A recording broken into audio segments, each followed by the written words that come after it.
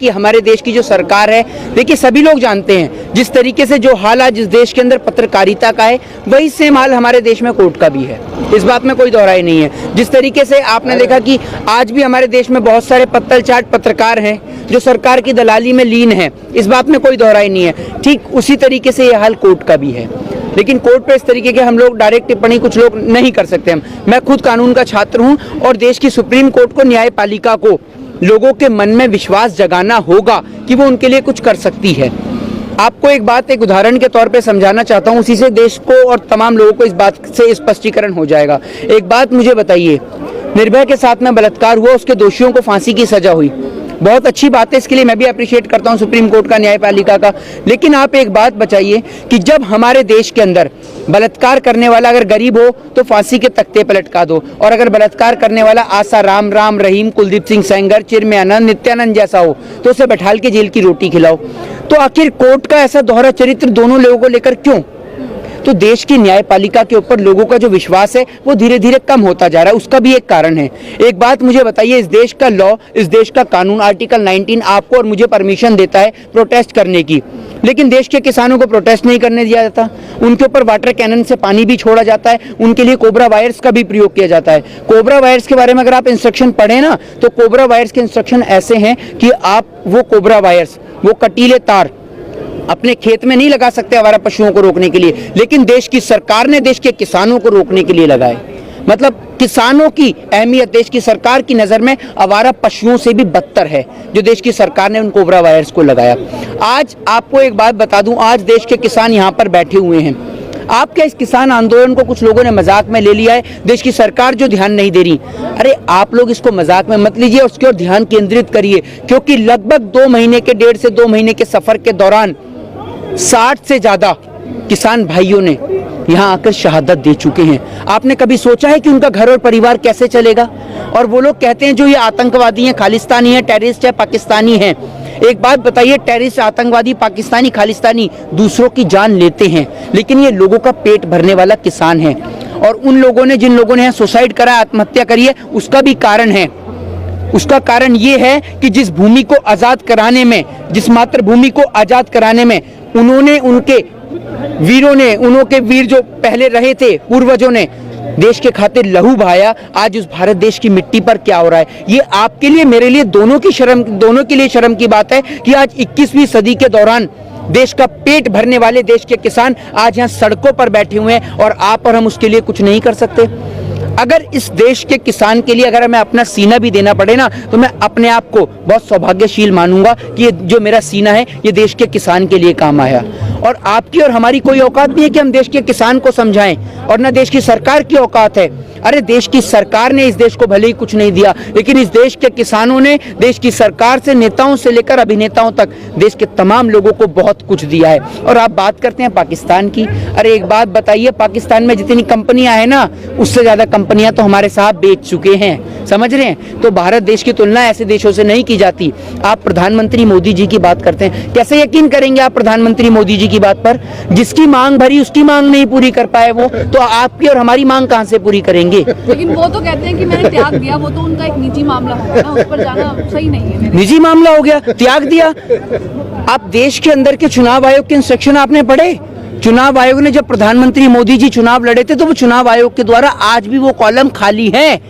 और अगर प्रधानमंत्री जी की जगह पे कोई और होता है तो उसका नामांकन रद्द कर दिया जाता है। तो प्रधानमंत्री जी का नामांकन क्यों रद्द नहीं किया गया? आप कह रहे हैं ये, जब एक व्यक्ति प्रधानमंत्री बन जाता है तो उसका वो कोई पर्सनल मैटर नहीं रहता। प्रधानमंत्री जी ये तक बता देते हैं, भाइयों बहनों मैं गरीब हूं, मेरी जान को खतरा है, मुझे मार रहे हैं। प्रधानमंत्री जी ये नहीं बताते कि उन्होंने शादी भी कर रखी है। ये बताने में क्यों घबराते हैं? आज देश के किसान की प्रधानमंत्री जी बात नहीं करते। अंबानी और आत्मनिर्भर भारत बनाने के चक्कर में अंबानी और अडानी का भारत बना दिया, और इनका बस नहीं चल रहा। जो आप देखते हैं ना, डीपीएचपी, दिल्ली पुलिस, हरियाणा पुलिस, इनका बस नहीं चल रहा, इसको भी हटा के कर दें अंबानी पुलिस, अडानी पुलिस।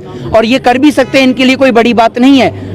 आज देश के इतना बुरा हाल है, चाहे आप इकोनॉमी स्तर को ले लें, देश के किसान को ले लें, आज देश का किसान सड़क पे क्यों बैठा हुआ है? देश की सरकार को इस पर विचार विमर्श करना चाहिए। और प्रधानमंत्री जी पता नहीं कहां से पढ़कर आए हैं, उनकी डिग्री तो वाकई में ही ढूंढनी जरूरी है और उनका बैचमेट भी ढूंढना जरूरी है।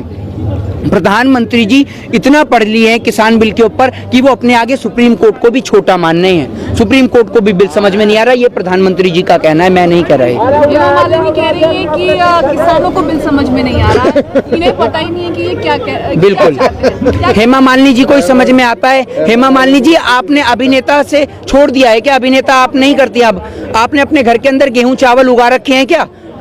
मैं अभी हेमा मालिनी जी के घर के बाहर ही प्रोटेस्ट करके आया था, जिसके कारण मैं 2 दिन सीआईडी की कस्टडी में भी रहा। वो तमाम लोग जो अभिनेता से नेता बने, संसद भवन तक का सफर तय करा, आज देश के किसान को लेकर चुप और मौन क्यों हैं?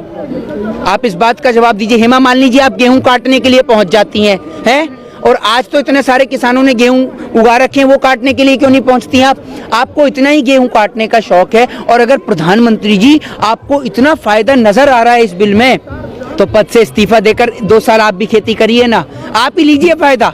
किसान नहीं मांग रहा फायदा, आप लीजिए फायदा, अपने नेताओं को दिलाइए, सारे नेताओं का इस्तीफा एक साथ दिलाइए, सामूहिक इस्तीफा, और सारे नेताओं को खेती करने में लगा दीजिए, क्योंकि हम चाहते हैं कि बीजेपी अधिक से अधिक फायदा ले और आप भी फायदा ले, क्योंकि आपने देश को इतना फायदा दिला दिया कि रेलवे का सपना भारतीय बुलेट ट्रेन का सपना दिखाते हुए रेलवे ही बिकवा दी। तो क्या पता चला, आप लीजिए फायदा, हमें फायदा नहीं चाहिए आपसे किसी भी तरीके का फायदा नहीं चाहिए। एक बात मुझे बताइए, ये प्रधानमंत्री जी ऐसे हैं कि अगर आप शताब्दी में चढ़ेंगे, राजधानी में चढ़ेंगे तो कोरोना नहीं होगा, लेकिन जहां आप लोकल ट्रेन में चढ़ गए वहां आपको कोरोना हो जाएगा। वाह प्रधानमंत्री जी, इतना दिमाग कहां से लाते हैं? बचपन से ही होशियार थे या अभी हुए हैं कुछ समय पहले? इतना तो बताइए जरा देश की जनता को। आप देश के प्रधानमंत्री जी के स्टेटमेंट्स को देखिए और देश के किसान से सवाल करने के बजाय अगर यही सवाल देश के प्रधानमंत्री जी से किया जाए ना कि आखिर कब तक बैठा रहेगा देश का किसान यहाँ पर, तो बेहतर रहेगा। अरे आप एक बात बताइए, ये देश का किसान जो यहाँ पर बैठा हुआ है, ये आपसे कोई भीख थोड़ी मांग रहा है कि आप हमें भीख दीजिए। ये सिर्फ अपनी मांगे, अपनी बातों को पूरी करवाने में यहाँ पर बैठा है कि आप ये जो काले कानून लेकर आए हैं, आप इन्हें वापस ले लीजिए। और हेमा मालिनी जी, आपको इतना नहीं पता, कम से कम थोड़ा सा अगर आप पढ़ लिख लेती ना तो थोड़ा सा फायदा रहता, कृषि बिल समझ में आता।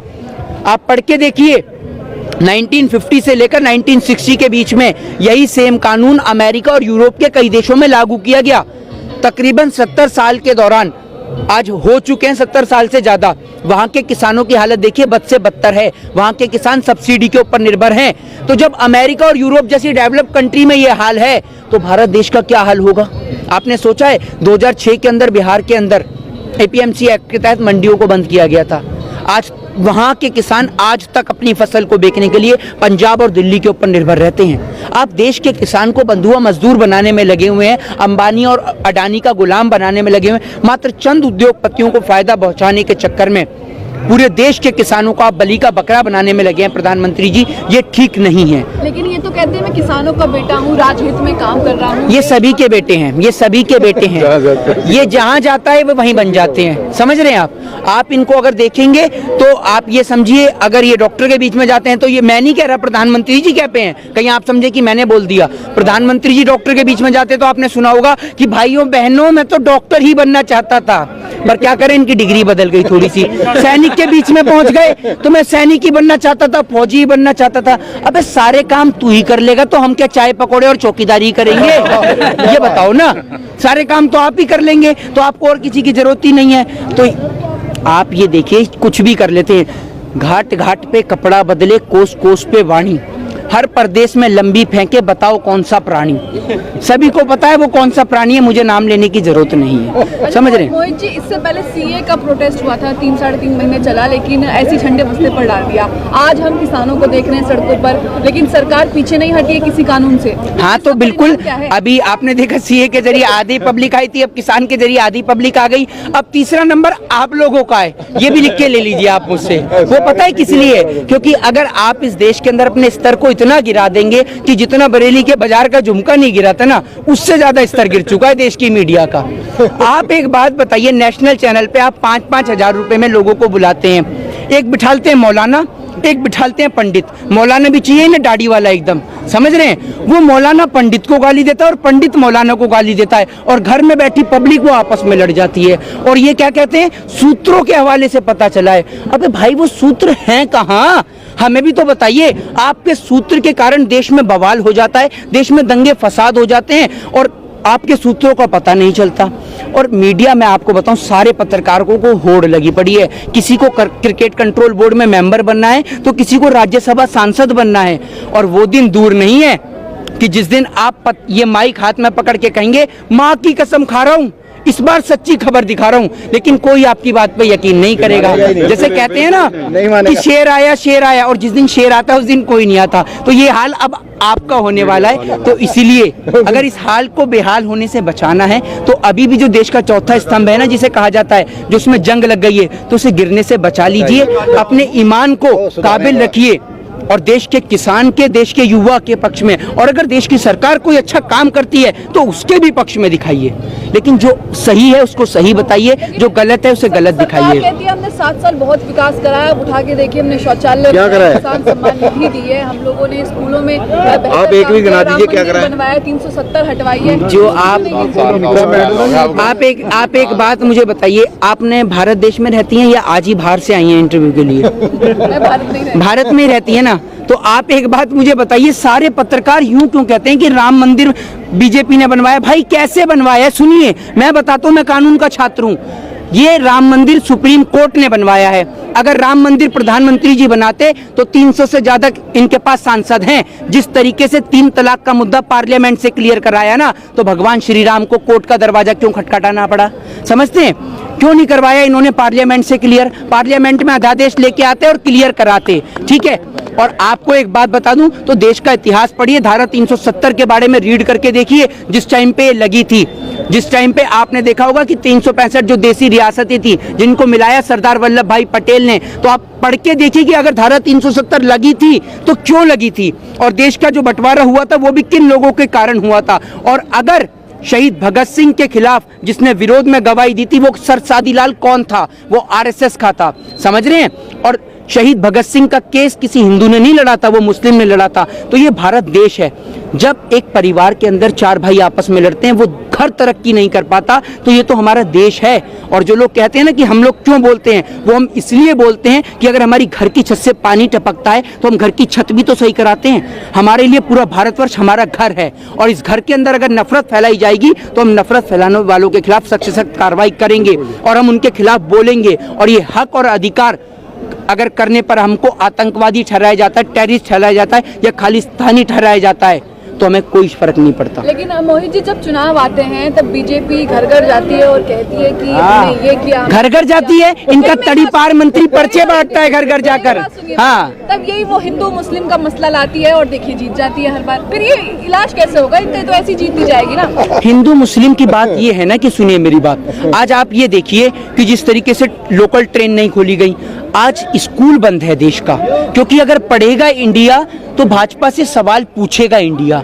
मैं तो सबसे पहले यूं कहना चाहता हूं, इन भाजपा के गवारों को स्कूल भेजो सारों को।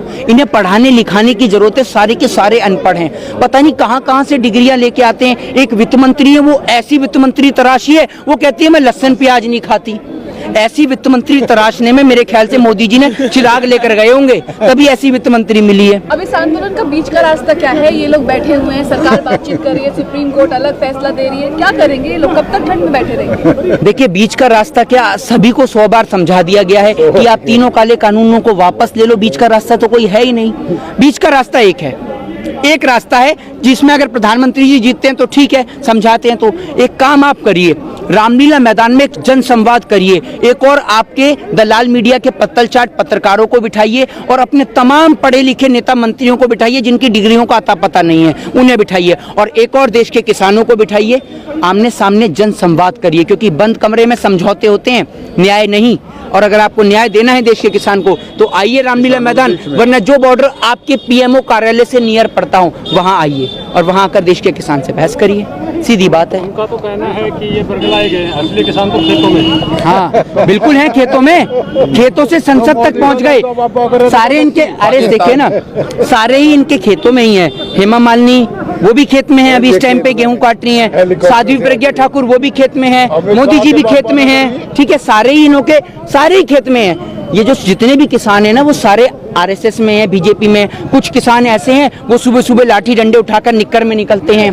कुछ किसान ऐसे हैं जो आपने देखा कि हिंदू और मुस्लिम के नाम पे बताते हैं, वो किसान नहीं, किसानों के बेस में ही बने हुए आरएसएस के लोग हैं, बीजेपी के लोग हैं। अगर वो इतने किसान हैं तो ये लोग क्या हैं, ये बताइए ना आप मुझे। ये खड़े हुए ये क्या हैं, किसान नहीं है ये हैं? ये क्या नजर आ रहे हैं आपको, ये तो मुझे बताइए। देश के प्रधानमंत्री जी, आप एक बात सुनिए, देश के प्रधानमंत्री जी जब विदेश में एक विमान दुर्घटना होती है उसको लेकर दुख अर्पित कर देते हैं। बिल्कुल करिए आप, मानवता के नाते संवेदनशीलता होती है। आपने दुख अर्पण करा, 60 से ज्यादा किसान शहीद हो गए, आपके मुंह से एक शब्द नहीं निकला। चलिए आप इनको किसान नहीं मानते, लेकिन भारत देश का नागरिक तो मानते हैं।